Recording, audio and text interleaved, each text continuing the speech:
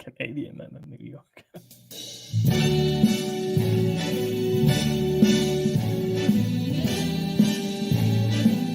Start spreading the news. We interrupt our program to bring you this important message. New York, I love you. I love New York.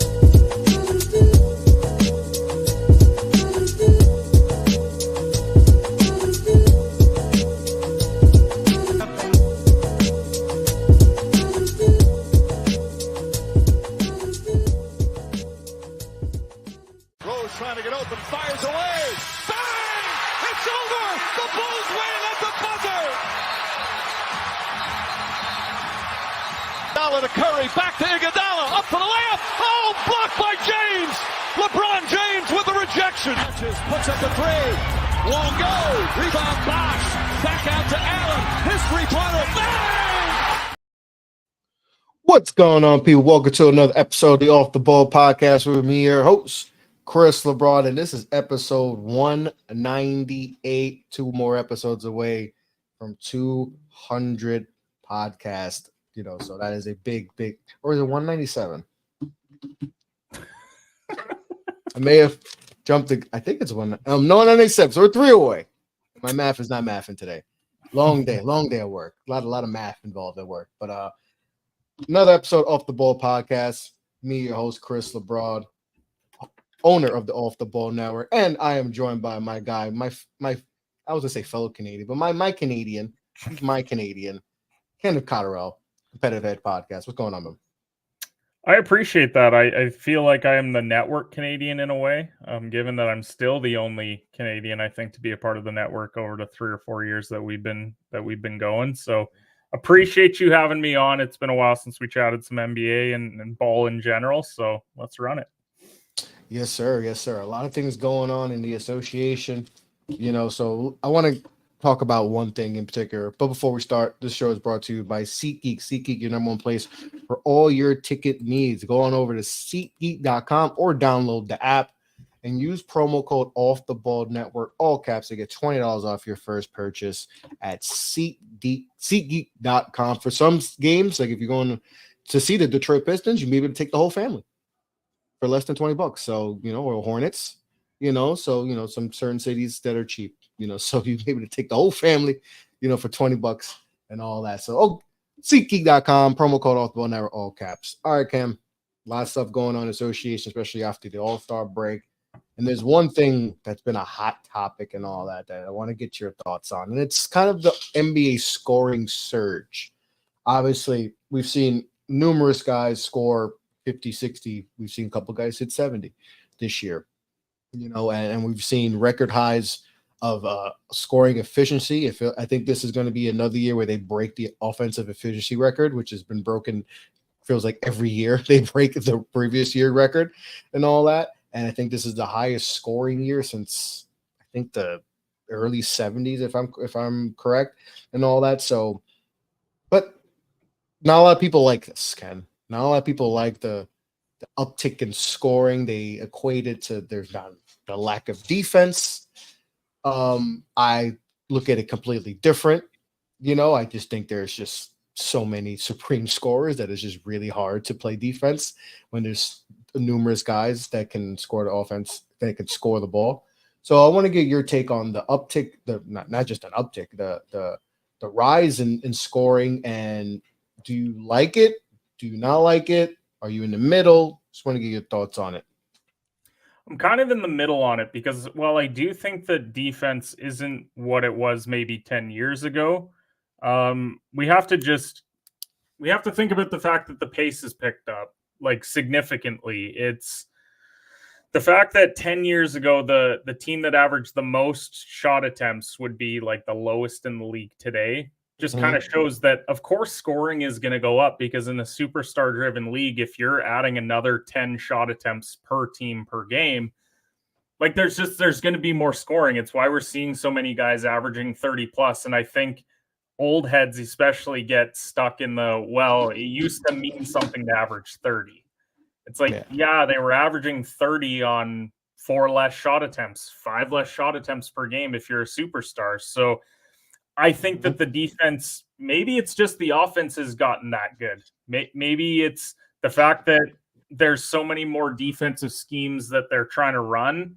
I don't know what it is, but I don't hate it. I mean, I think the big problem that we have is that we've never truly cared about the regular season. And for some reason this year, we're deciding that this is the year that we're going to die on this hill, that the regular season isn't good. When's the last time that we truly cared about an NBA regular season? I think it was probably when the Warriors were going for 73 wins. That's probably the last time that we really cared about a regular season all throughout. And now all of a sudden, because we're having guys going for 50, 60, 70 points, now there's something wrong with the product. I'm so glad you said that. It feels like you've never cared. So why all of a sudden is this the hill to die on? It's just, I don't know, confusing to me. I'm glad you said that because that's been my thing. Everyone has told us, right? And the NBA has listened. Oh, the regular season doesn't matter. It doesn't matter and all that. And guess what? It's trickled down to players, with the whole load management stuff, right? Well, you're telling us regular season is only the only thing that matters is if I win a championship. So guess what? I'm not gonna take the regular season that serious. I'm gonna take off games and I'm gonna prepare myself for the playoffs because that's what everyone on the internet is saying that matters. The only thing that matters, right? And so get it on the head. Everyone has complained, about this, and as the regular season doesn't matter. Okay, the play champion. Oh, you know, in championship you're a bum. We hear this about James Harden, Russell Westbrook, some of the great players. This guy, people questioning KD's championship still. LeBron's championship still get. Oh, he won one in the bubble. He won one when he had Kyrie, and so like you've told us that a lot of people, not us, but there's the majority of fans, have said, oh, regular season doesn't matter. But suddenly, when the offenses guys are dropping 70 points, now we care. Oh, this is ridiculous. This would never happen in the 90s. 2000. How many people do you think actually watch those games that are complaining about it? It's all narrative based. But the other thing about the regular season is the play-in probably made it worse. Whether people want to admit it or not, the fact that now LeBron, like I'm just using him as an example because over the last couple of years, he's been kind of the focal point around the play-in narrative. He doesn't care if he's the 9 or the 10 seed anymore. He thinks he'd like to be the 8 seed because then if you lose a game, then you're not just out. But he doesn't really care if he's in the play-in game. So if the face of the league of the last 20 years is telling you that he doesn't really care about the regular season because if they're in the play-in game, then they can still get into the postseason. In a way, that's making it even less competitive because then more teams feel like, well, I just have to be the 10 seed. I don't have to win every single night. I have to get to 35 to 40 wins to potentially be that 10 seed. I think that may have something to do with it. And I think it was a gamble in the first place to go with the play-in tournament. I don't know if I like it or dislike it because we haven't really seen a play-in team go on and win the championship. It's still the top teams that are ultimately in the finals. The Heat would be the closest thing last year being an 8 seed, but I just don't see a real, I don't know. I don't think that the regular season has ever truly mattered because we only really care about 5 or 6 teams come playoff time anyways. Yeah. So why are we complaining about the scoring? Like, why are people complaining? It's just outrage culture. And we talked about that before we started, like just how the world is right now. And just like, we always have to be mad. The world has to be mad at something, even if it's not really like, and I don't know how you felt like the All-Star games. I don't really care about the All-Star. I just don't care about if they're not playing hard or not. I'm more worried about. I hope Jalen Brunson doesn't get hurt. I'm sure you're like, I hope LeBron and AD get out of this game healthy so we can try to make that late season push to get into the playoffs. Right? I'm sure that's what most Lakers fans are worried about. Knicks fans, Jalen Brunson, don't get hurt. We already have one All-Star who's hurt. We don't need another one. That's kind of what I'm thinking. It's an exhibition, and All-Star Game has always been about the kids that get to go and see all of their favorite stars in their community over that time. Like, imagine all the kids in Indiana that had the opportunity to meet Shai Gilgeous and Luka and Jokic. there's so many players that they got to meet. At the end of the day, what are they going to care more about in 20 years? Is it the fact that they got to meet Luka Doncic and get his autograph, or is it going to be the game that finished like 212 to 189? They're not gonna care. They don't It's care more what about the experience. Like if you're there, I feel like, and I always felt like this, and just from people that I've talked to have been, they're like, yeah, the game may suck, but if you actually go to the event, you don't care about the score or the defense. No. You're there because you have access to, like innocent, for younger kids, the opportunity to meet their favorite players. They're not gonna care in 10 years. Oh, you know what? I remember that game. Oh, it was terrible. No, I was like, yo, I met Luka, I met LeBron, I met AD, I met this guy, I met that guy. Okay, nobody's gonna care about the score. Honestly, these kids probably care more about going to the celebrity game to meet Kai Cenat than they care about. And nowadays, yeah, these Luka Doncic. influencers, yeah. That's the whole weekend part of it. So yeah, is the game trash? Did I watch the game? No. Did I just look at the box score afterwards and I went, wow, Towns really scored 50 on a bunch of layups. Like, good job. Like, I don't know what else to say other than that, because until the game actually means something, and until it's for, I don't know, seating money, whatever, like, guys probably aren't going to care. And it's not that the players necessarily care. I'm sure that the organizations are telling them, you better not get hurt. You better not get hurt. I'm paying you $50 million. And that's the difference between nowadays and back in the day. Well, guess what? Those guys weren't $50 million investments. They're playing 82 games. They didn't know what they did when it came to training and all this other stuff and making sure that guys are 100%. So they probably care a lot more about the last 25 games and going and winning a championship than going for the All-Star Game MVP like we used to watch Kobe and Wade and LeBron try and take turns every year going for. So, yeah, it's just with the scoring stuff. I get people. I feel like some people just don't understand with the scoring stuff and all that. And I try to relay this message to people because it just feels like it's a narrative based, like, oh, no one plays deep. Guys, I've never watched a game, that many. Like, I'm watching the Knicks right now versus Pelicans. I'm seeing guys trying to play defense. It's just really hard to guard Zion, to guard, I know CJ McCollum, but if CJ McCollum's in the game, multiple guys are good. Brandon Ingram. Herb Jones there's multiple guys on this team that could score. Yeah. It's hard to play defense, especially teams. Back in the day, they used to be guys that you had to worry about one and maybe 1.5 guys. Everybody else was a non-scoring threat. That's why we would see Gary Payton lock up. Yeah, because the point guard wasn't doing anything. He couldn't score. He was just dribbling, just making the right pass. It's just a different era. I don't know why. I just don't get why people don't see it that way. It's not everything wants to be like the Pist. I heard someone say, "Oh well, it's not like the When I remember watching the Spurs versus the Pistons, I was like, go back and watch that now. Go back and watch that series right now and see how disgusted you are. After that, you're gonna feel nasty. You gotta take a shower because it's like, you're gonna watch a lot of Richard Hamilton ISO and Tim Duncan ISO, and then maybe Billups hits the occasional three, and Manu maybe has a nice Euro step in transition. That's what you're watching in the finals. It's 59 to 54 with 4 minutes left in the fourth quarter. I'm sorry.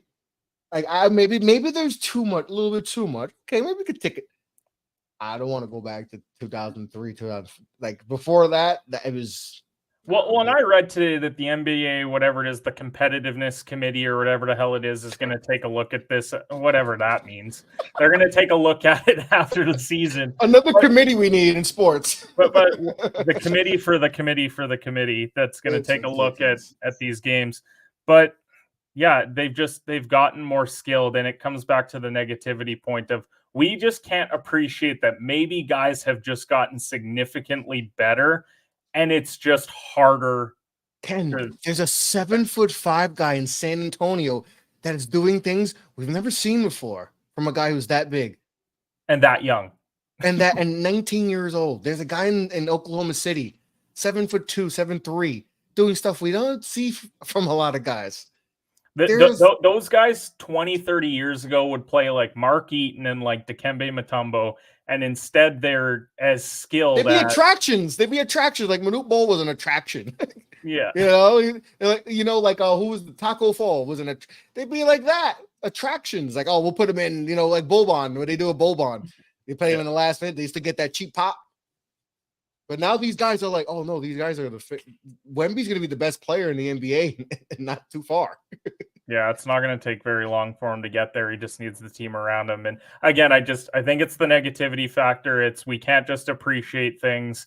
We have to nitpick everything. It's everyone. You said it when you came on the show. A long day at work. Everyone comes off a long day at work. They sit down on their couch. They're watching probably Hornets and Wizards, and they're pissed off that they're watching that game. And then they look at their phone, and Twitter's going off because Luka's got 50 points through 3 quarters. And then suddenly there's something wrong with that. We can't just appreciate the fact that Luka, despite looking like me on the court, is one of the greatest basketball players in the world. With limited athleticism, he's just incredibly crafty, has a complete bag. And we can't enjoy it. We have to hate the fact that he's going for that because we are clinging on to, well, in my day, I watched Jordan average 30 and it was the greatest thing I've ever seen. And now 35, we just can't appreciate because Jordan didn't shoot threes and the league's changed. That doesn't downplay Jordan. That just means that the league got more skilled as we moved into this new era. It's that simple. The league got more skilled. We can't, for some reason, the mass majority of people can't like emphasize with that. They just can't believe it. They just want to be stuck on, oh, it's just not the same basketball. This basketball sucks, blah, blah, blah. And I don't get it. Maybe because I'm just a true hoop head and I'll watch any type of basketball, but it's just people are stuck in. I'm 35, and I could be one of those. I have people who are same my age that are in that. Oh no, it's not basketball. It's the same. Kobe Bryant and LeBron James. My LeBron James ruined basketball. Blah, blah, blah. I was like, sorry, ruined it, eh? Yeah. Now we can't have a conversation now because I know we can't. It's not going to be. No. So we're done here. The minute you say that, we're done. Oh, Michael Jordan and all that. It's like, bro, you barely. I'm 35. I didn't like much Michael Jordan. I was 8. I didn't know, so like I'm living off people telling me mostly about the only Michael Jordan I know was that I really watched was the Wizards version, like it's all off like just people telling me, but it's like I do your homework. It's like, yeah, Michael Jordan's great, but we gotta get off that. It's a new era of basketball. People also forget over time how, like, okay, the night that Luka dropped 73, the Hawks are not a good defensive team. And we saw it in the fourth. Like, they're probably sick and tired of chasing Luka around all night, and he gets a couple open layups. That's what everyone points to and then goes, well, that's why I had 73 because the defense is so bad. Go back and watch Kobe's 81 because I watched it a lot. You want to talk about bad defense that the Toronto Raptors were playing back then, which, by the way, the Raptors were a 25-win team that year, 30-win team at best. So sometimes it's just the perfect storm of guys playing against bad teams and taking advantage of bad defenses. Maybe that's just what Luka did, but Kobe did the same thing, and we don't nitpick because he had 81. It's just 81. We don't know the record. Most people can't tell you the record. What defense was being played that night. Nothing. They just Kobe had 81, but what? Well, they didn't double him at all. Yeah, like Luka had 72, and it's like it's a neg. Oh, what's wrong with basketball? I was like, but what? Did you watch the game at all? Like you said, Kobe beat a bad team. Luka beat a bad team. What should you do versus bad team? You should cook. And it was a close game too until the fourth quarter. Yeah, and wasn't Kobe down by like 20 and all that? So like, it's just I just don't like a lot of the narratives that people just base off and just don't have, they're not watching the game. They're just going off what people saying on TV and all that. And it's just, the game is not as bad as people think. It's just really not. I don't watch the game and be like, oh, none of these guys play defense. Like, no, guys, it's just, guess what? There's Kevin Durant's. There's 6'11" guys that can shoot threes, 30-foot three. Even the guards are more dynamic. Like, God, most people aren't shooting in until May. And that's when defenses will tighten up because they're better teams there, but it's still going to be 118 to 112 because that's just the skill level that we're at now. And there's nothing wrong with that. Like, I was watching the Bulls Celtics the other night, and the Bulls scored 112, and the announcers were talking about how the Celtics defense really ramped up tonight and held them below league average. And I'm sure people were freaking out because they see 112 and they say that's what we're calling good defense nowadays. To an extent, if you hold a team to 112, yeah, that's pretty good defense. That's just, there's more possessions happening. 112 is what 100 was 10 years ago. So there's nothing wrong with the fact that they're giving up 112. They did ramp up the defense. I watched the fourth quarter. It was, Jaylen Brown and Tatum and all of them were locked in defensively. They made things really difficult. But just the game is a little bit faster nowadays, and there's more athletic, skilled players. So scoring is going to go up. Did you want it to stay the same for 20 years? Did we still want 80, 77 to 78? Like, do you want that for another 20 years? That means, what that means? That means basketball's never evolved and players have gotten worse. Yeah, that's what it really means. So you want players to have gotten worse in 20 years instead of getting better. That's how I see you. So you don't want any type of evolution of basketball. You want basketball players. You want them to be, the center has to be back to the basket and all that. You want the point guard to dribble, make the right pass and not have any type of offensive, any offensive reliability. You want him to just be there at the top of the key and just make the pass. Do you want the power forward to just be their enforcer? All that? Like, no, that's just not the time. I'm over it. I'm just so over it. But it's the world we live in. Everybody hates everything that's now. Anything that is now is not. Oh, it's not like the 90s. It's not like the. Can we evolve as human? This is why the continent, in the United States, it's why it's the way it is. Because it's just everything is hate. Everything is, you just can't. Like, why can't you just watch the Luke and be like, yo, he dropped 72 points. Yeah, he's not athletic. Like you just said. You just mentioned he looks like an average Joe. Looks like every regular dude. Guy that you've seen that just I've seen plenty good, of these, but he maybe put on 40 pounds. Yeah, and just like that, and he's cooking 72. Just appreciate that. Like, oh man, that's impressive. But he didn't win a championship though. It's February, John, and he's 24. That's another thing too. Like, oh, he hasn't won a championship yet. Dude, he's 20. LeBron didn't win until he was 26? Jordan didn't win until he was 27. Relax. He has still. You can't win a championship with him. Oh, shut up. You would have said the same thing about Shaq. You would have said the same thing. Oh, you can't win a championship, Shaq. No, there's no way you can win a championship, Shaq. Ridiculous. Shut up. I just stop. Let's stop. Like, I stop giving guys ceiling. Oh, Luka can't win a championship. This guy can't win a championship. It's just all this stuff just needs to stop, but it won't. So I'm getting mad for no reason and all that. But scoring, like, this guy's so athletic today. There's just so many skills, and there's more guys in the pipeline we're not even thinking about. These next few years that are just like in high school right now or college that are that are going to join this, and you're like, oh my god, this guy's 7 foot and he's a point guard. Like that wasn't the case. Point guards are what, 6'2" back then, 6'3". You may have got the Penny Hardaway. That was like, oh, what's that? Honestly, now if you're 6'2", you have to do something special.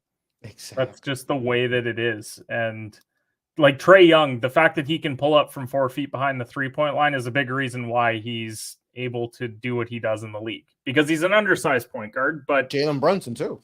Jalen Brunson's undersized. Maxi's pretty undersized. Like, they're skilled. That's what it boils down to. And if you don't have that full bag coming into the league, then honestly, this is also where situation matters, because 100%. If Brunson doesn't get the opportunity come playoff time where he did in Dallas, and he got to kind of show what he was truly about, and then he gets the bag from the Knicks, like, now he's one of the best point guards in the entire league. Maxi, his numbers were pretty good. And then James Harden left. And then what happened? We get to see what Tyrese Maxey is capable of. It's crazy. Situations is very important. Like, there's the thing about how many guys who probably didn't get that right situation, or just over time, they were like, man, what if, and you probably always just think about these random guys in the league that were in the league, or right now we're like, what if this guy got a shot? What if that player left, and what if this guy got another shot? Like the Maxey, like, we knew, like, if Maxey ever gets a shot, Maxey's going to be an all-star, and Harden leaves, he steps up, and, they were on their way to being top 3 seed, top 4 seed, before the Embiid injury, and he was able to be an all-star. But there's plenty of instances where it's all about where you go. Well, you mentioned Maxey and Harden. Well, Harden had that situation early in his career because he was a sixth man in OKC, and then he gets traded because they think that that's who he is as a player. Suddenly he gets his own team, and then he goes on to be an MVP in the league and one of the best players of our generation. And it was a opportunity thing for him. Like, he was no longer a sixth man. He finally gets the ball in his hands, and that's what he shows. And I think we're seeing that from Maxey this year. That's why he was an all-star this year, wasn't he? Yeah. Yep. He was an all-star, and he's probably going to be all NBA this year, I would think, whether or not it's second or third team. I think he's got a real shot at it. He's definitely got a shot. But yeah, opportunity is key and all that. And listen, talk about it before. The scoring, is there too much? I don't know. It doesn't bother me as much as it bothers some people and all that. But, I think it would bother me if the possessions hadn't changed. If we were at the same, if we were playing the same slow basketball, but guys were just getting cooked, then I think that there's a discussion to be had about defense. Yes, but the shooting percentages, they may have gone up by 1% or 2%, but it's nothing egregious that really sets off a red flag of this is not what it should be. So, and that's an underrated thing you said, is the pace. And I think people don't understand that difference. If the pace was the same and there was more scoring, I'd be like, okay, guys are getting Ole. There's Ole defense going on. There's a lot of that. But the pace is going, it's faster. It's a faster game. So yeah, with what happens when things go faster, you're going to get more possessions, which should lead to more scoring. That's just how it works. But people don't get that. People don't know how to establish a difference between pace and that. So no, we're just going to keep, yelling at people for complaining over nonsense, because it just sometimes gets annoying and all that. And it comes from TV too. So TV doesn't make it help, and then people just go off the narrative and all that. But it is what it is. But let's go, to the second part that I wanted to talk about, and improved players. Now we know what the most improved player award is kind of now. It's essentially who was a first-year all-star, and we're going to give it to that guy. Regardless of where they were drafted, it's usually kind of been that type of award. But I want to talk about guys who were truly improved in this year. So, you have any names that have, in your opinion, have improved their game significantly? Yeah. So, I mean, first of all, around the most improved award, this has been probably the thing that I've talked about the most on my own podcast over the last 3 years, which is what this award actually is, which, as you said, it's the first time All-Star award. We go back to the Devontae Graham year, where he went from being in the G League to averaging 80 points, but he finished 5th in voting because he wasn't an All-Star. And it's I don't know about you, but that to me is pretty improved. Pretty improved from not being on a roster to nearly a 20-point per game guy. I get it. It's a bad team, but I digress on that. I mean, obviously Maxey, he was who I picked preseason to win the award. I think he was 7-1. He's now minus 275. I think he's pretty much locked it up as far as this year goes. But Alperen Sengun Houston's got something there with that guy. And I think he's 4th maybe in odds to win it this year. He's not going to, but just such a skilled player. Not only scoring wise, the way that he distributes as a big man is special to watch some nights with Houston. And we talked so much about other players in Houston because he wasn't the highly touted Houston guy. It was Jalen Green. It was Jabari Smith. And then suddenly it's Alperen Sengun, the guy that was the mid-first round pick that we're now seeing as probably the face of that franchise moving forward, I think. As far as I would build around him. Yeah. I've been a big Alperen guy for since the draft. He's that guy. He's that dude. And I got killed in the summertime when I complimented them signing Dylan Brooks and Fred VanVleet. And I know that the money was a lot. But what Houston needed, and I think we're seeing other bad teams are going to have to start emulating this, is sometimes it's good to eat some of that money so that way you actually cash in on your investments. Because VanVleet and Brooks have helped Jalen Green quite a bit. They've helped Jabari Smith at times. And honestly, I think they help a guy like Sengun. I know it's a different position, but you have veteran guys in the locker room that are teaching you how to win, how to be a professional. And Sengun's taking the next step this year. I think he's one guy to watch in the West as potential multiple-time All-Star down the road. I don't know if it's going to be next year or the year after, but I think Houston's got something really good there. And it's a team that really needed it because the Rockets post James Harden, they were kind of in the OKC boat of having a ton of draft picks and they needed to cash in. I think they cashed in on one of them here. Yeah, and it's crazy. I wasn't crazy about the Dylan Brooks and Fred VanVleet simply because of how their drafting was going. Mm-hmm. They were drafting really young players, inexperienced players.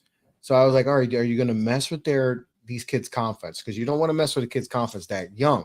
Because you bring in a Fred VanVleet and you bring in a personality like Dylan Brooks, are they prepared for that type of veteran type of leadership? Especially Brooks, who's going to be an in-your-face type play. Now, when you get who's the head coach? Blanking on the name. Oh, Udoka.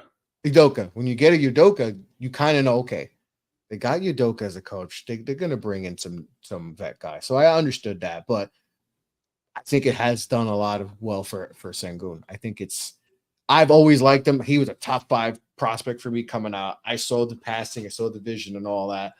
But I think the biggest thing was his defense and all that. And I think they've definitely got him to.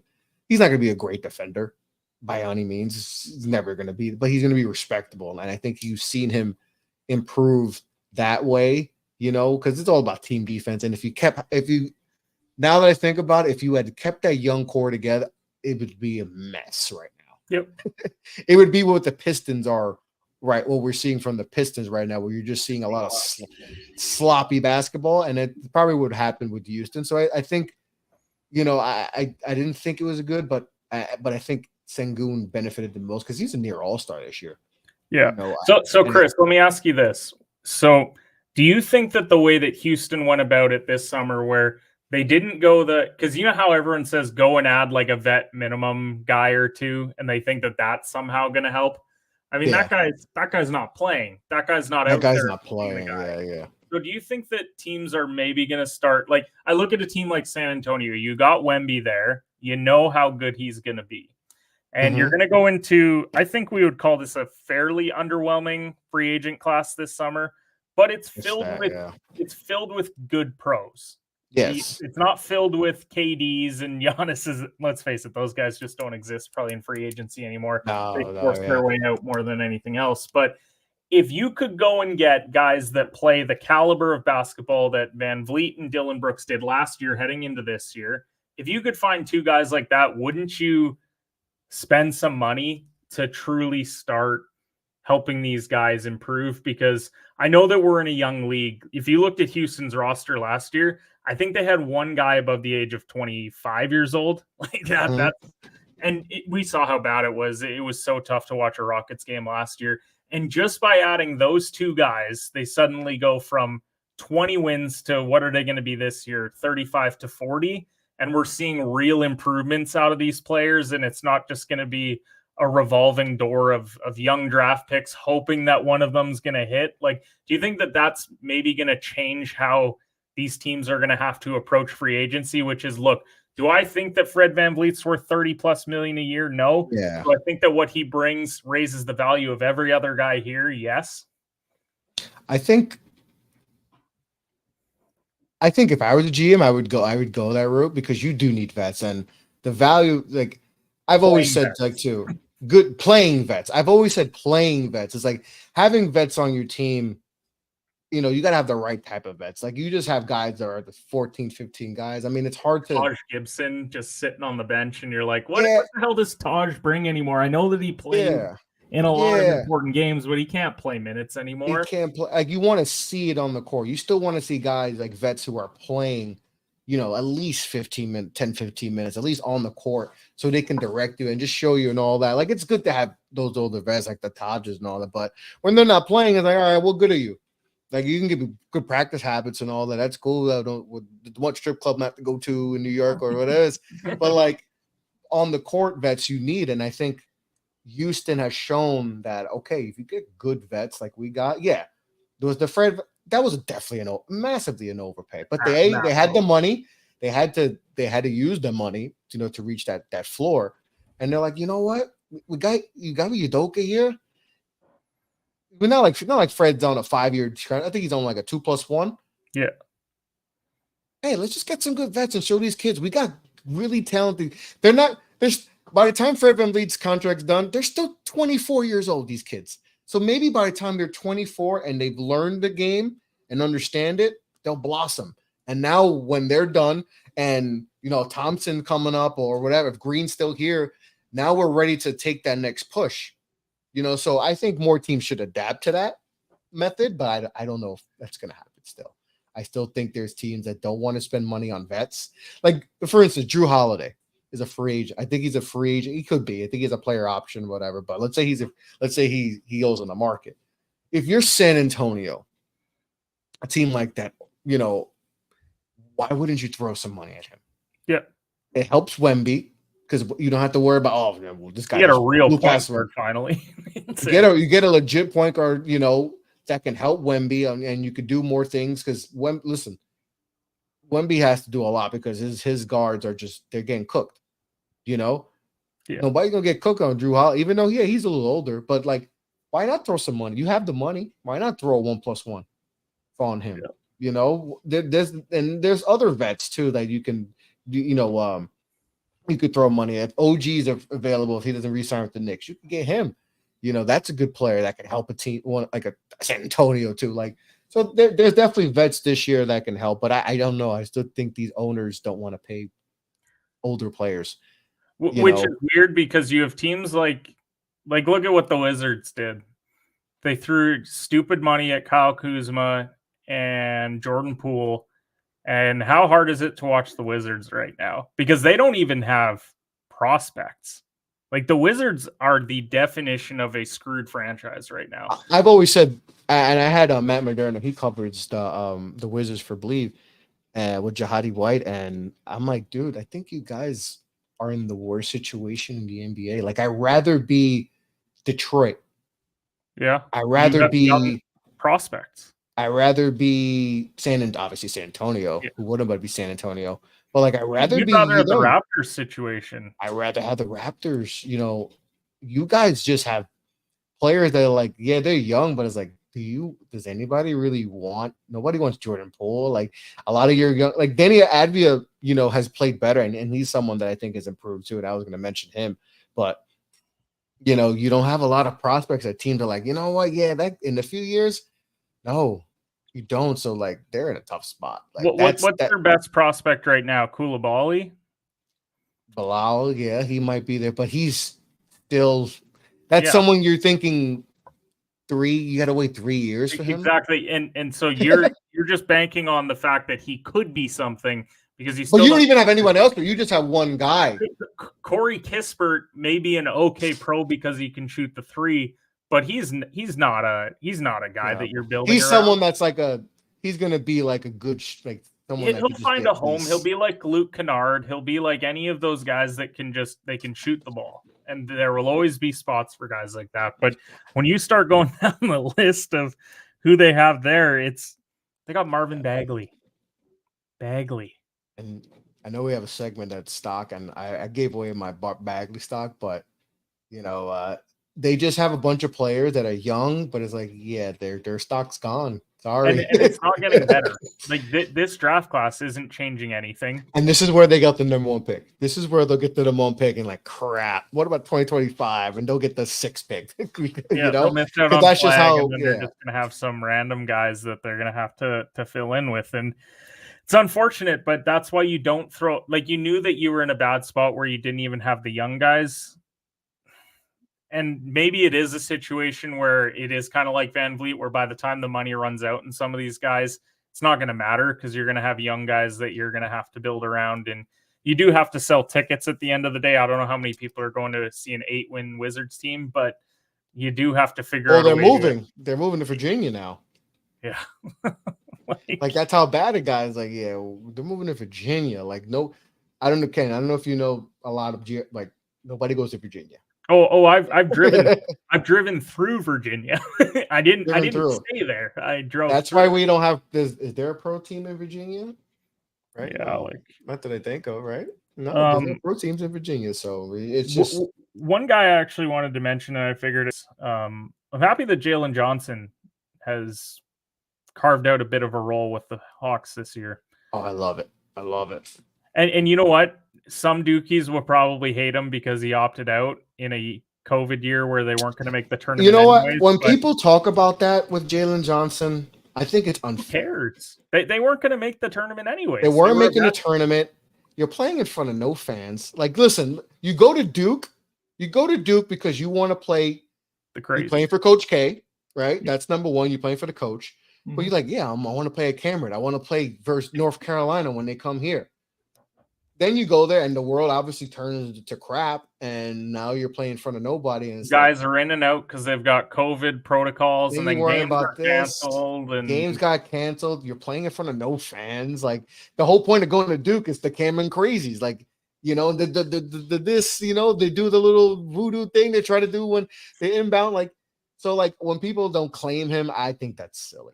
I claim him. He went to Duke. If you claim Kyrie, you got to claim him.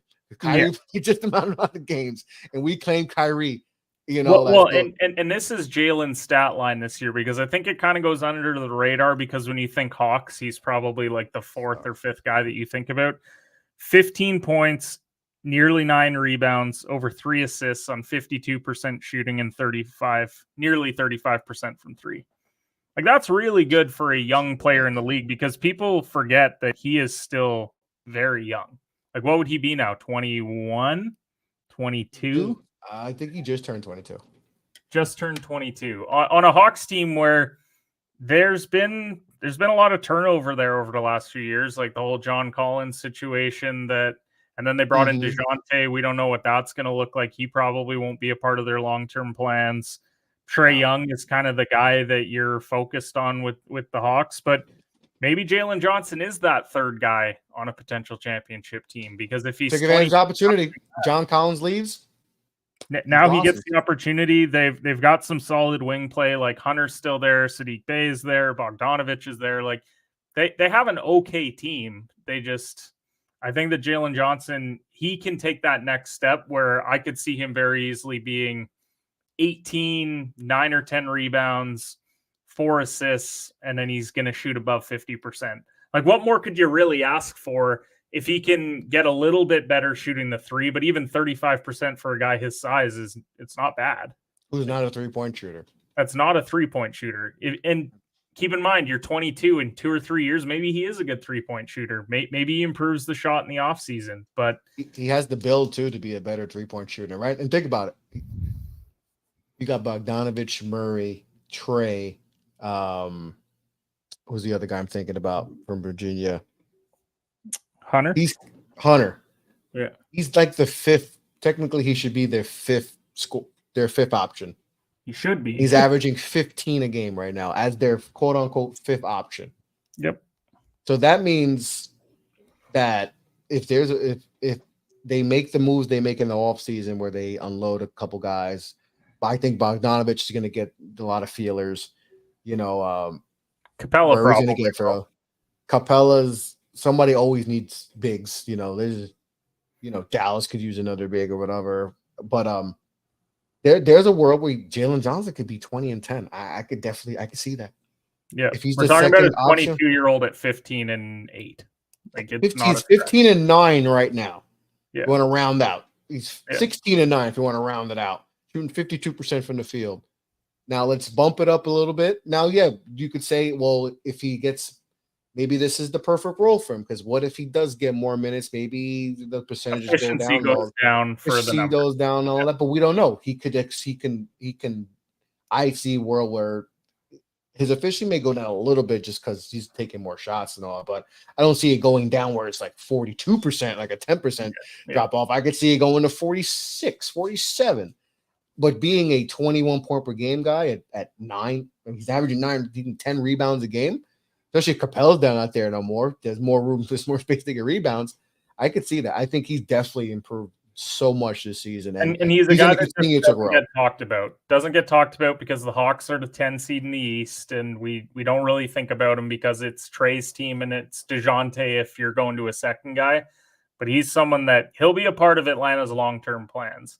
And the only reason why he wouldn't be is that you're going to include him as a key trade piece to go and get yourself. And they're not in the position right now to make they're that. not. So he needs to be a pillar for you. So just build around him. If you want to trade DeJounte, which most likely going to happen, you can get some pieces for DeJounte. If you're going to trade Bogdanovic, you can get the first round pick for him and all that. But you're in no position to make that trade. They're like, oh, we're going to get a superstar pair.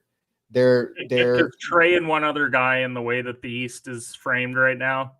That's not enough to. No, it's not enough. So that's a whole nother story. Look at the Celtics starting five. We're talking about Porzingis and Drew and Tatum and Brown and like, oh my God. It's going to be tough to beat that Boston team. I mean, that's a whole nother story because that's tough. But for Atlanta, they need to build thinking more of building around Jalen Johnson than thinking about putting him. He's a piece in a big They trade. need to stabilize the organization, is what it's. Oh, about. they need major stability because and what's crazy is that just a few years ago, including myself, I thought, East man, Finals. they just came off of East Finals. Like they have a lot of good young players that they can make trades and do some real good things. And it's crazy how quick it happens that it's just you fall off and now you're what they've just lost, I think 5 in a row, something like that, right? They lost 5 in a row. Trey's out for a month, and who knows if he'll even come back, because if I'm him, why would I come back to this mess and all that? So, but a guy that I have, Kobe White. Yeah. He was trash last year. Now, Improved. I can hear people say, well, is he really improved? Because he was good and then he fell off and it's like, but he's improved. He was averaging like 8 points a game last year. Yeah, it was bad. Now he's averaging 20 and he's efficient, and he's big reason why Chicago is somehow, some way still in the playoff race. They're in the play-in. Yeah, They're in the play. It's crazy because if you just go off, like, even I had to think, like, wait, hold up, what's their record? I thought it was. You would have thought they were like, 10-32, whatever, like 10-40. Like you just thought they were bad, but they've kept afloat, which you got to give major credit to, Billy Donovan, obviously, but Kobe White has kept it because obviously the Zach LaVine injury was huge and all that, and then obviously DeRozan being up in age and all that. But Kobe White, the Lonzo situation, that benefited him, in a crazy way. He's able to play more, and last year he was just not good. I remember watching like, I thought Kobe White, not that he was going to be like an all-star or whatever, but I was like, I thought Kobe White was going to be like an 18 point per game coming off the bench. I'm like, that's 6-man type. That's just going to be like a Lou Will. I always thought Lou Will for some reason. And this year he's definitely showed why. I mean, to play, and now like he missed game, like he played a lot of games. I think he played over 70 games last year. Yeah. So like for him to come this year and step it up and average 20 a game and be a big reason why the Bulls are still in it after we thought this team was cooked in the beginning of the season and last year too, but definitely this year we're like, oh no, it's a wrap. They need to trade everybody. Trade everybody. Billy Donovan might get fired and all that. So they kept them afloat. So Kobe White, his reemergence, because it feels like he's been in the league forever too, but it's only been like 5 years. But this is the way that the league is now. It's just the way. It's crazy how the league is. Like, oh, he's so old. He's 24, and you're Jason Tatum feels like is like 25, and like 2017 he came in, but he's like a vet. Like there's people that probably had their posters. This kid's in the league now who had posters of Jason Tatum, and it's like, no, he's like year 7. Like, he's like year 7. He's only like 16. But I will say this much. When it comes to the Bulls, I know that I brought up the play-in earlier. It is kind of what bothers me about the fact that we still have the play-in, because they're 4.5 games back right now of the 8th spot. It's very clear that the only hope that they have of getting in would have to be through the play-in, which I know why originally the whole idea behind it was to make it more competitive top to bottom, but it feels like we do have a top 8, and Chicago's not one of them. And I would hate to see Chicago get in and take a spot from, say, an Indiana or an Orlando because of a 1-game play between them. So that part's disappointing. But Kobe White, yeah, I thought that he had the potential of being out of the league in like 2 or 3 years after what he did last year. And now with the resurgence that he's had, he's probably just bought himself another 5 to 8 years in the league just off this year alone, because we know it in this league, it takes one good copy from Chicago, but someone will pay for Kobe White at some point. And I am happy for him, even though he's a Carolina guy. He was actually one of the few that I didn't hate when we played him, because he was just really damn good. He didn't really talk a lot of trash. He just did his talking on the court. So I'm happy for him in Chicago, because I feel bad that the whole Lonzo situation happened. I thought that they maybe had something there, especially since defensively they were going to be really good with Lonzo. And then when he got hurt, now at least Chicago's still competitive, because they are one of the best markets in the league. I know that a lot of that has to just do with the Jordan years, but they still are. So Yeah, they're one of the top markets, and we need them to be good, but it's league's better when they're good. If Orlando's bad, if Washington's bad, we're kind of like, whatever. But when the Bulls are bad, that's tough. There's a different energy. And then, like, just talking to people who were from Chicago, and they're like, it's different when we're good. Like that's why people like they live off even the Derrick Rose is like, yo, you don't understand. Like when we had Derrick Rose there, it was different energy. Like it was crazy, so like, and it felt like when they got Lonzo and they were good, and then he got hurt and they were never the same and all that. So, it's good to see Kobe White playing good and all that, and the Bulls somewhat, be back to, because it was bad this beginning of this year. It was rough for Chicago, and for them to be even in the play-in, maybe that it's a lie, because that's the one thing about the play-in too. It could kind of give teams false hope that, oh, maybe we're closer than we're done. And like, no. Don't let the play-in fool you. You still got work to do, and all that. But yeah, Kobe White for me is there any other players that that you have in mind that definitely make that leap this year so far? I think Jalen Williams, but I think we saw that coming. Yeah. I think that if you really followed, first of all, the draft process in general around him, and just overall what he looked like last year, I think we anticipated that. I'm happy to see Kuminga finally get minutes in Golden State. I've been saying this for years, Ken. I've been saying it for years.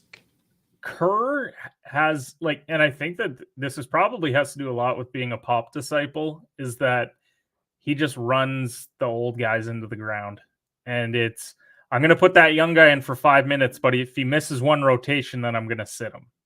It's like, how is a player ever going to get better we just talked about how complicated and how skilled guys are now, and how many defensive schemes that they run. And we're going to start benching guys when they miss a rotation or two. Like they need more time to develop. So I'm happy that Kuminga is finally getting a chance. They've decided that maybe Clay and Wiggins and Draymond, maybe the ship has sailed on that crew, and they need to start focusing on what is the final few holes of Steph Curry's career going to look like? Is it going to be going down with the ship with the old boys, or is it going to be maybe we get a little bit of a resurgence by having guys like Kuminga and others on that team starting to get some more minutes? Yeah. So I'm happy for him. Inject some youth. They've been needed to do this. If they would have done this 2 or 3 years ago during that title run, they may still be top 6 team in the West. Let's just because they didn't play Moody, they didn't play Kuminga, they just ran Wiseman too. Rotation. And I get it. They go and win a championship, so it's all worth it in that sense. But you could have extended that run maybe a little bit longer. Maybe you don't get bounced last year in the playoffs by the Lakers because Kuminga gives you something, and instead they didn't even want to go younger this offseason. They decided Chris Paul. That was the missing piece to all of this, was very old Chris Paul, but that's another puzzling decision. Yeah, I've been a big Kuminga guy. I had him high on my board. I loved him. I knew, and I said it for the last 2 years. He needs more minutes. He needs more, and then Moody too. But definitely Kuminga. I'm like, he needs more minutes. He needs more minutes. Then Wiggins has the good playoff, the good run to win championship, and they extend. I'm like, oh, don't care if you gave him extension. Kuminga needs more minutes. Give him. And then this year he gets minutes, but then it was like he goes from 30 minutes and then he'll go 15. Yeah. And he'll go 30 minutes and then he'll go 17. and you just see, or he hasn't played since the second quarter. It's like, what are you doing here? He's a good player. And then I see people, oh, he's inconsistent and all that. I was like, yeah, because you keep time he does one wrong thing, he gets benched. I understand you're a championship type team, but guess what? You still need a youth. You need some injective youth in your team because you're old. Clay's not the same guy. He can't play 30 minutes a game like he used to. Draymond's getting suspended every other game. Well, then you got to do something. Somebody's got to play. Let him play. And guess what? It's worked. And I mean, let's face it, Wiggins had all the off the court stuff that went on in his life that I think derailed.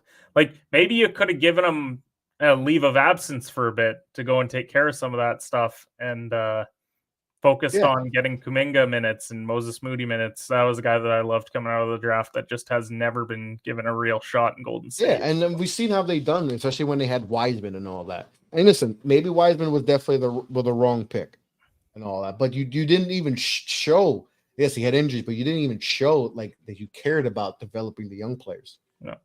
You know, and when you had an opportunity, how many teams, dynasty-like teams like that, get an opportunity to get the number 2 pick or get the 2 top 10 picks?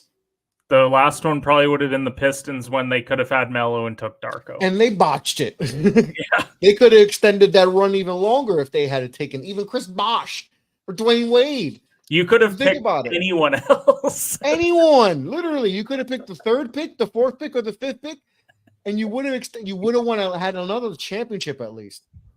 But sometimes those teams don't know. They think, oh, we're just gonna you just make picks that don't make sense. It's like, you know, but it'll be all right because we got that. No, try to make the right pick. Try to develop these kids. They're just gonna make you better. When you play those older teams like LA. You could have ran them out the court last year if you had Kuminga and Moody playing more. Yeah. Or if you developed Wiseman the right way, you know, but it didn't happen and all that. So, you know, now they're seeing, oh yeah, we kind of need these guys because Clay is still not, he's not washed. He's not going to be consistent Clay like he used to be. He's gonna have Clay moments and then he's gonna have Clay moments that we've seen like, oh, okay. Yeah, okay, he's getting a little older, but in Draymond, you can't rely on. So, like Clay used to shoot 46% because he would still have the off nights where he'd be like 8 of 22, but he would also have those 15 of 22, 18 of 22 nights. Now he's going to consistently shoot 41%, and a lot of it has to do with when you play him heavy minutes, as you said. If you're going to try and play him 30 minutes, he's not going to have much left in the tank in the 4th quarter. So. If you scale it back, you play him 24 minutes, 25 minutes. You play him the first 4 or 5 minutes of the first quarter, then sit him until the last 4 or 5 of the second. Probably would be a much better minutes scenario. But Steve Kerr, obviously, he gets his massive extension to stay in Golden State because, you know, he's clearly the elite coach of the NBA, the highest paid ever. Had nothing to do with having I think it's crazy to pay the coach that much money. I think it's crazy. You only pay. I don't pay coaches that much money. I'm sorry. Would you pay Spoelstra that much? Yeah, I feel like he's. But I think that there is only. If Pop was 5 years younger, probably Pop, and Spoelstra. But I've seen Pop's had a nice amount of years that he hasn't had his, you know, Tim Duncan and Kawhi that we've seen like, all right, we know what you could do with the, you know, elite talent. Well, it's been what, 5 years since that run? You haven't really done anything. So it's like, and you had, and like, I didn't think the Spurs would be great this year, but I'm like, I actually thought I thought they'd be better. I thought they'd be better. I'm not bottom team. I thought they'd be better. You know, and it's like, I don't know. Maybe. But since then, what's his best player been? DeRozan? DeRozan, yeah. And now Wemby is probably already past what DeRozan was when he was there. Yeah, no, Wemby might be his best prospect ever, but I don't know if he's going to be there for the next. He probably won't be 2 years. But I also don't think that the organization will fire him. I think he'll end up stepping down. No, he's not. It'll be like Belichick. Yeah. It'll be like they're going to give each other a look like, who's going to do it first? Who's going to say it first? And it's just going to be like, and then he'll probably be like a president. He'll probably do like Pat Riley, Yeah. and all that. But like, there's not coaches that I would give that much money to. I don't know. NBA, I feel like NBA coaching. We see what happens sometimes when you overpay. Look at Monty Williams. Like yes, I was just to say that. Like, Monty No, Williams you're is the highest stuck. paid coach, and it's like, and like, right, we just talk about Pop. Like, we didn't think they'd be this bad, and like Detroit, I didn't think they'd be this 8 wins. I'm not saying they were going to be like a playoff team and all that, but They thought they'd have 12 to 15 wins by now. I thought they'd have 20, like 19 Yeah. wins or something like that. Or they'd Especially be if Wemby was what we were saying he was going to be. yeah, like I didn't expect Monty to take over and after coaching a team like that, but it's just like, man, look who we had on his team. Yeah, that's why they went to the finals and all that. Now you have to do a tough, and then that's why you got to look at like Udoka. He's actually doing a pretty solid job with a essentially. He got a couple of vets, obviously, but got a young team, so you got to give him credit. But I don't know, giving coaches that much money is kind of crazy, to be honest. I don't know. I just think out of all the sports, NBA coaching sometimes is like it's all about your roster. Like who's on your team? It's like who's on your team, and then we can go that like I don't know, just giving a guy how much did Curry get? 20? What do you get? 2 for? Yeah, it was like 35. Yeah, I think it was 35 over 2 years, so 17 and a half. So he's gonna pass Spoelstra, right? He'll pass Spoelstra and not have a good roster for the next couple of years. So I don't think that he'll be offered another one after that. And Monty too, right? Monty. Bad. I just don't see the value of paying a coach that much. I just don't. I know Kerr probably doesn't get enough credit because it's kind of weird with him because it's like everybody gets Mark Jackson the credit, which is kind of weird. Because then you hear Draymond. Draymond's like, yeah, we didn't take off till Kerr got here because he leveled up. He leveled up Steph and Clay. Like he leveled them up, like especially Steph. Like Steph Jackson gave them the belief that they could win, but Steve Kerr put it together for them to win. Steve Kerr had the offensive blueprint to help elevate unlock Steph, and Steph went from being like, okay, is he ever gonna like he's good, he's all right, he's getting better, and then he was like, oh wow, he's unanimous MVP. Like he made him into like a icon. And I think he doesn't get enough credit with that. But as far as like $17 million, like there's still like, yeah, I mean, there's still things you haven't done great, especially like with the young guys. Like I got to give him, I'll give him credit for obviously with Steph and Clay, but how you've developed the young guys, I didn't like that at all. Don't like that at all. How they handled that and all that. Because you had a golden opportunity to extend this run.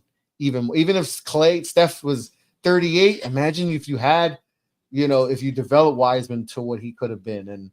And listen, maybe Wiseman just wasn't the right pick, but I'm saying like if you had developed those players better, give Kuminga a shot quicker, maybe that run can last a little. But I don't know, that's a lot of money to get for a head coach. It is. It's not like I can understand an NFL coach because they're running everything and they're in charge of picking the staff and who's on the field, and there's more of that, and I can understand why, certain coaches make what they make.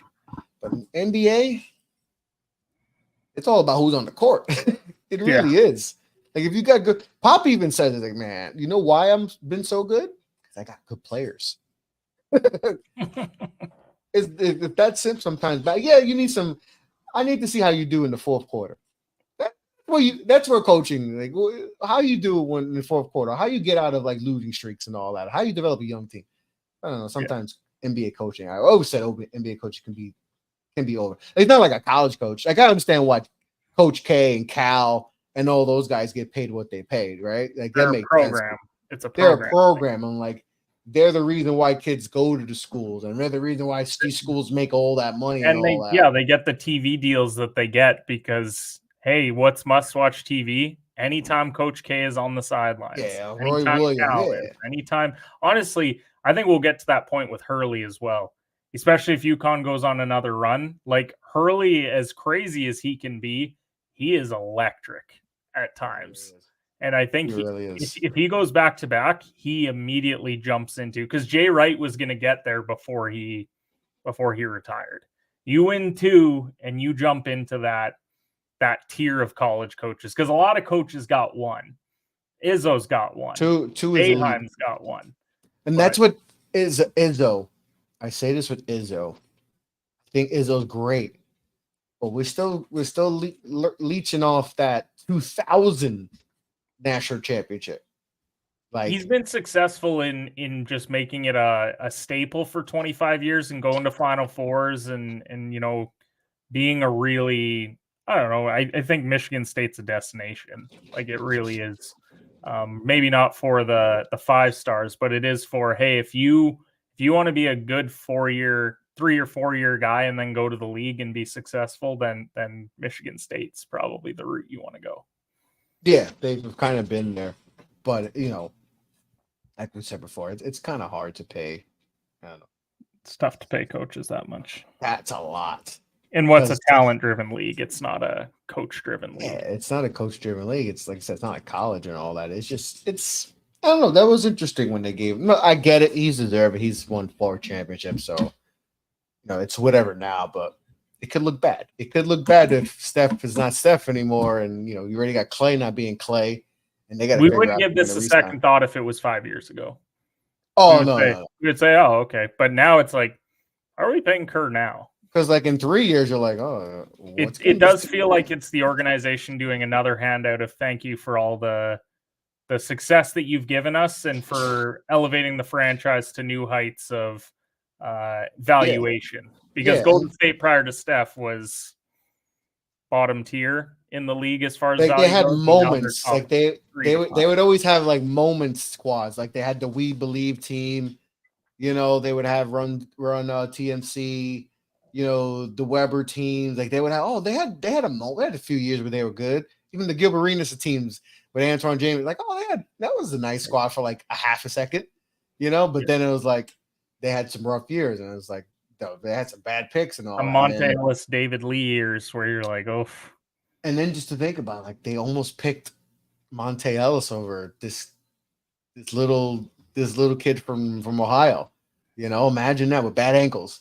They almost made that move, So it's like, it's crazy that that could have changed everything and all that. It's just, but I don't know. That's a lot for a coach to pay. A lot for a coach to pay, but it's interesting, and all that. But there's a lot of interesting. What's on your mind, before we sign off? What's on your mind in the league? Like, what are you liking right now?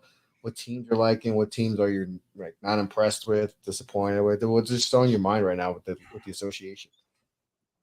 I like the competitiveness of the West. I think, and I know that we've probably said that for the last 20 years because it feels like every year we look at the West and it's like, didn't we have like a 50-loss team, like an 8 seed one year in the West? Like it was like I remember the West was like I remember the East had like a 30. Like I remember the Knicks were like 38 and like 40, and we were like the 7th seed. And meanwhile, like the Suns are like 49 wins, and they're like the 8th seed, or they're missing. You got 47 win teams missing the playoffs. Meanwhile, the Knicks and the Bulls were like 38 wins making the playoffs. Like the West was this is dominant. I think it's because I look at, obviously you look at the play-in right now, it would be Kings versus Mavs and then Lakers versus Warriors. So that would be just like fun matchups as far as a play-in would go. The Pelicans are kind of ruining it for everybody. People are probably hoping that they drop down a bit, but I look at that top 4 of you've got the 2 up-and-coming teams of Minnesota and OKC, and then you've got the Nuggets and Clippers. Nuggets are defending champs. Clippers, maybe they have finally put it together after dropping those New Jersey, which look very similar to the 76ers, I might add. Those color schemes are very, very close. Very, very. I don't know. Why would you pick the color scheme so similar to another team? I don't know. I don't know either, because I felt like they actually had it in a good place. And actually, I like those Clipper colors that they have. I like that color scheme. Yeah.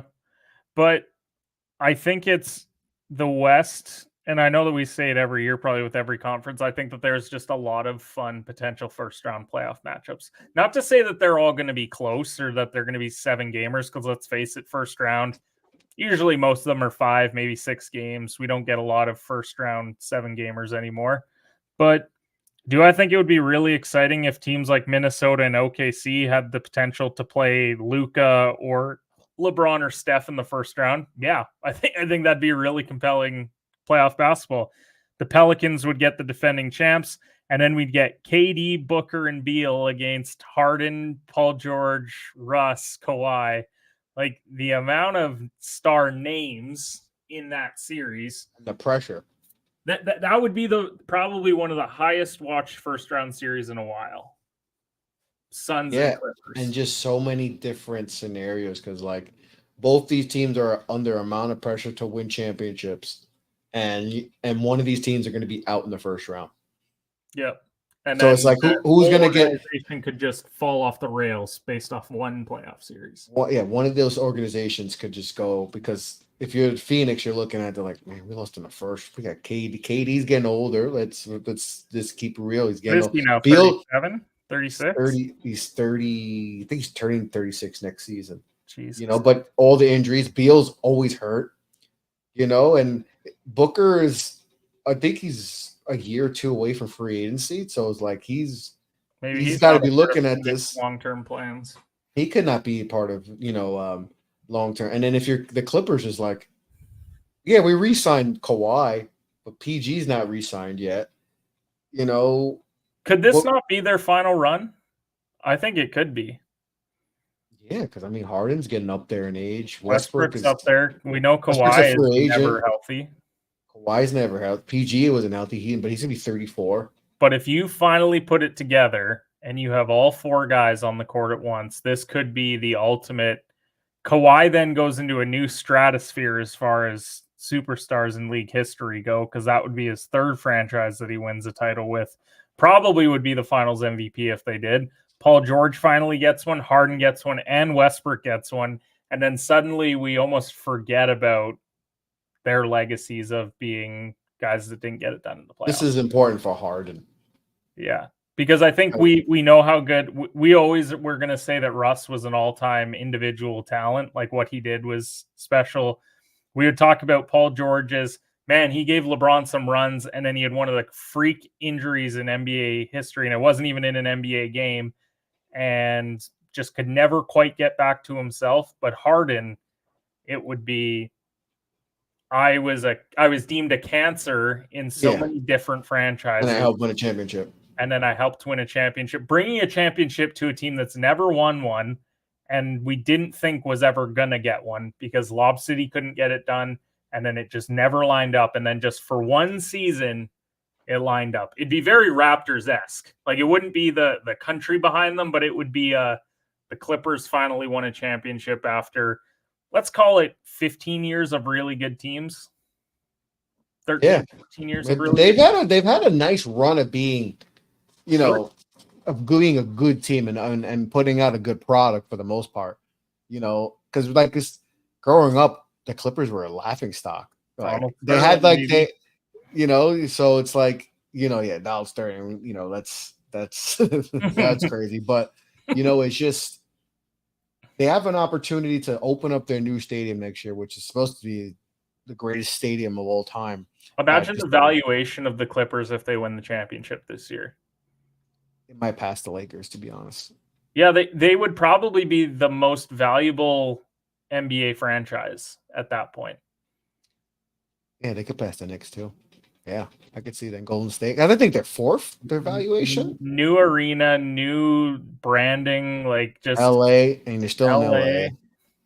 Yeah. They have an opportunity, but the Suns, that's going to be an interesting series because one team, everything's going to fall apart. Early and probably blowing it up, and we could have a lot of big name guys in different situations as early as next year. Yeah, and like you said, some of the early matchup, like obviously Minnesota and OKC, top 2 seeds right now, but there's a potential that they can be going against Dallas, the Lakers, or the Warriors in the first or round. The Kings, even like that'd be, or even the Kings, and we Bucks. sleep on the Kings, but like that's not going to be like. Would you be surprised if the Kings played Minnesota or OKC and they beat 1-7? OKC? No, I wouldn't be surprised. So it's like there's a lot of intriguing like we could have. like let's say OKC, let's say they go against the Lakers. That might be the first time with a 7 is favorited over a 2. I mean, weren't the Lakers a 7 last year? Yeah, they were favored in their series last year again. Yeah, they were favored. Yeah, they were favored last year. Who they played in the first round last year? Because we beat Golden State. Memphis. Yeah. So yeah, I mean, beat Golden State. It could happen again where the Lakers are favorite over a 2 seed because just the youth and all that. And the one thing the Lakers can still, yes, they're older and they don't move as fast. And there's Actually, Chris, the crazier scenario is like Golden State's the 10 right now. What if they got into the what we would deem the 8 seed, but they're really the 10 seed, taking on the 1 seed in Minnesota? They could potentially be favored in a series like that. You know, Rudy doesn't like that. You're going with experience over youth, and if they're not favored, then it'd be close. Like there would be. And you'd probably have a lot of people putting money on Golden State because you'd be banking on Steph to go and win a series. But it's crazy. There's definitely interest. What about the East? Any matchups you could potentially like out there? East-wise, it's bad. I'm disinterested because I feel like it's Boston's to lose. And that pains me as a Laker fan. But there's too many issues with other teams. Like, I haven't seen the Knicks put it together due to health. I think that they actually could potentially be the second best team with how Milwaukee's looking. I love the Bucks every year until they hired Doc, and now I'm out. I'm out entirely. I don't. And what did Boston get killed for last year in the playoffs? Not making adjustments. Well, they just got handed a real great coach to go against because he also doesn't make adjustments in series. So it rules out Milwaukee. Cleveland, I don't take seriously. I just don't think that Mitchell can be your number 1 guy and win the East, let alone a championship. They're the same team as last year almost. Embiid's out, and Butler, like we're banking on Jimmy Butler to go on another historic run, but Boston's better. Boston got better with Porzingis and Drew Holiday, and I'm supposed to believe that Jimmy can drag this team again. Yeah, he'll have Tyler Hero, but that's the only improvement that Miami would have in a series like that. And then I'm not even going to go further down the list because I just think if I was betting today, I would 100% do, I mean, I'm a betting podcast, so I guess it makes sense. I would do a hedge of Boston. I would bet, because you can bet individual finals matchups. I would bet Boston to face either Denver because they're the defending champs, or I would probably put them against the Clippers because I think Kawhi is that good. I'm not going to put it on it. I'm not going to. It's Boston versus the field, right? It's Boston versus the field, right? And I would hedge that because you can get probably 8-1, 10-1 odds on those sorts of things. You hedge them. If Boston gets upset, that's one thing, but I think I'd feel pretty comfortable with them coming out of the East. And you probably place that bet with 5 games to go. You don't do it now in case, freak injuries happen all the time. You lose a Jaylen Brown or a Tatum. Obviously, things change. But of course, yeah. Betting that right before the playoffs may be the right move. But yeah, and Boston, it's going to be tough to beat Boston. They're good defensively. Who's really the team for you that could beat Boston if there was one?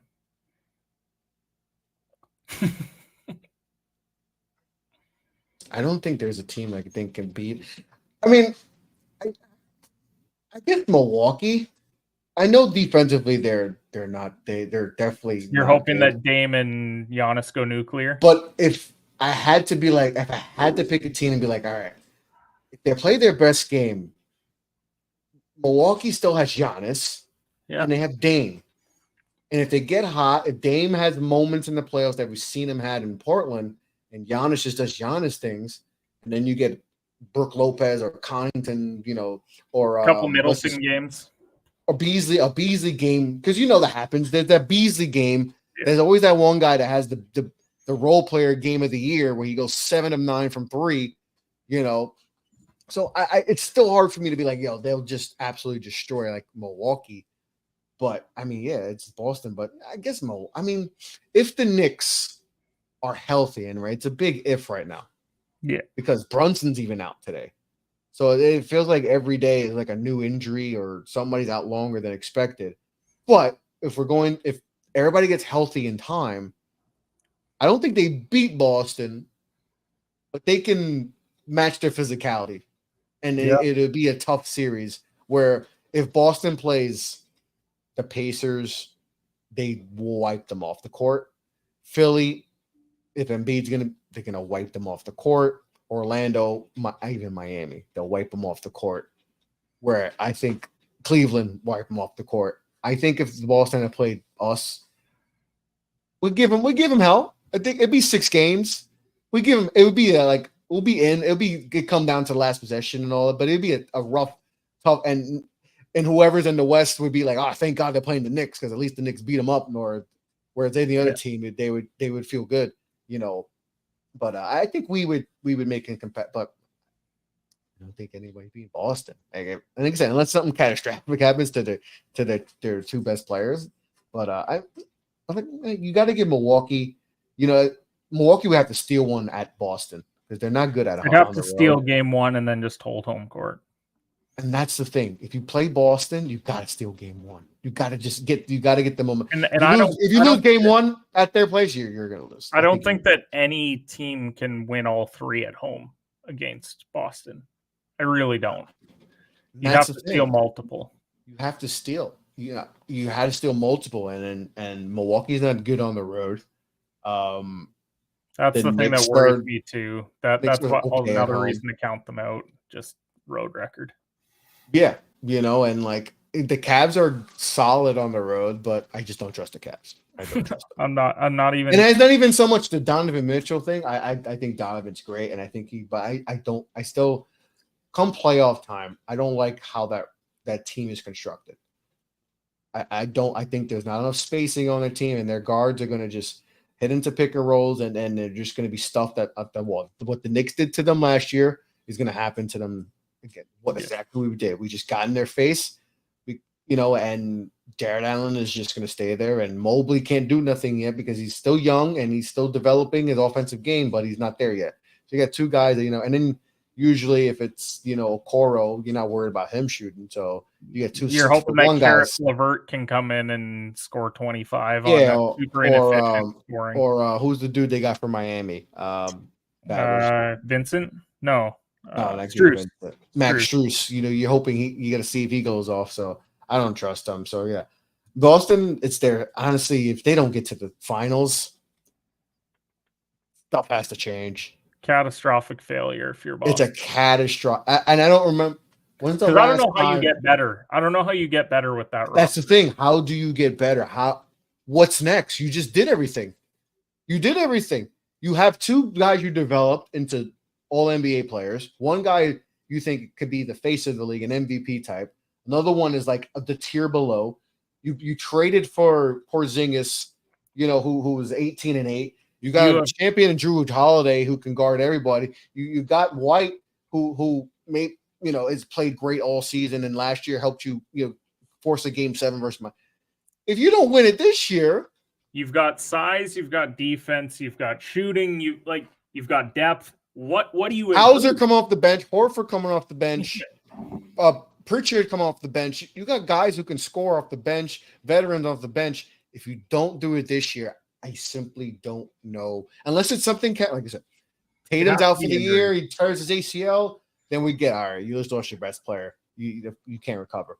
But there's an immense amount of pressure and all that. But I mean, their road to the finals, not that it's gonna be easy, but they're home. They have great home court advantage. They don't lose at home. They're gonna play a lot of teams that are not good not good at the road. Most of the teams, except for Cleveland, are essentially. Philly, but we're not counting MB because MB's not there, so we don't know what's going to happen there. So you're going to play a lot of teams who are not good on the road. So you should, it should be a clean run to the finals and all that. But they better hope the Knicks aren't healthy because you don't want to play them, and you got to hope if you play Milwaukee that is not Dame time and all that. But if you score 150 points on them, Milwaukee, you'll be fine because that's what they give up. So it'll be interesting and all that. It'll be interesting, but it's going to be it's going to be interesting, road to the end of the season and all that. But Ken, appreciate you coming on the show, bro. For sure, man. Appreciate you having me on.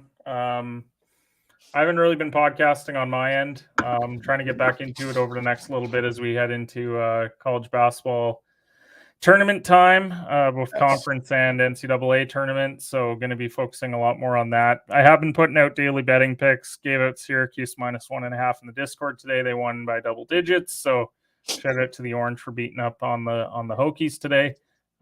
Team for me. Sneaky team for me. Thank you for having me on, buddy. I do appreciate it. As always, it's always fun chatting ball. Yes, sir. Yes, sir. That's Ken.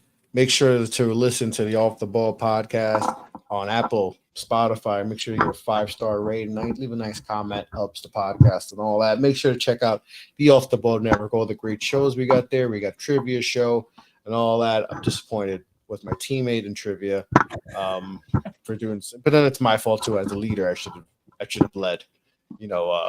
Charles Barkley would not have called me a leader because he'd been disappointed with me. So check out the trivia show, all that. Man, it's a lot of fun, and you if you're watching it, you definitely would enjoy it. You'll be getting mad at the TV, at the screen, because sometimes when I watch the other competitors, I'm getting mad. Like, what? No, it's not. It's Dante DiVincenzo. It's Dante. Whatever it is. I'm just saying.